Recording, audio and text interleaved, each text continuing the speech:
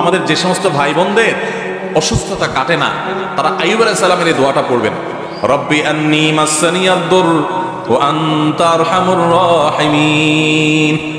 ও আমার রব, ও আমার পালনকর্তা, আমাকে অসুখে ধরেছে, আর আপনি তো সবচেয়ে বড় রহমশীল, সবচেয়ে বড় দয়ালু, সবচেয়ে বড় মায়ালু, আপনি তো অতিশয় দয়া করেন আল্লাহ, তার মানে আপনি আমার অসুস্থতা ভালো করে দেন।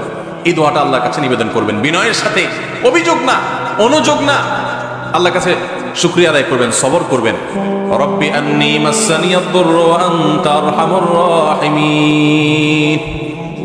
হ্যাঁ বেটা, তুমি মেসওয়াক করো না শুধু এই কারণে, এটা রাসূল করছে দেখে। এটা যদি সিনেমার নর্তকীও করতো, টেলিভিশনের নায়ক যদি দেখাইতো, অ্যাডভার্টাইজের অসভ্য যদি দেখাইতো যে মেসওয়াক করলে ভালো হয়, তো তুমি সেটাই করতে।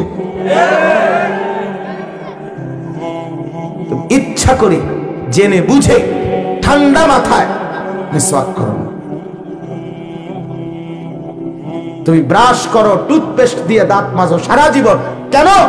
কেন এটা বেঈমান থেকে আসছে, এটা রাসূল থেকে আসছে, এই জন্য এটা ছেড়ে দিলাম। পরিষ্কার বলে দিলাম, মদিনার বন্ধু মুহাম্মদ, আমি মূলত তোমার দুশমন, তুমিও আমার দুশমন, আমি তোমার লগে নাই। নাই তো বলেন, বলেন এটা এই মেসওয়াক করা এটা হুজুরদের জিনিস না রাসূলুল্লাহ সাল্লাল্লাহু আলাইহি ওয়াসাল্লামের সুন্নাহ? তাইলে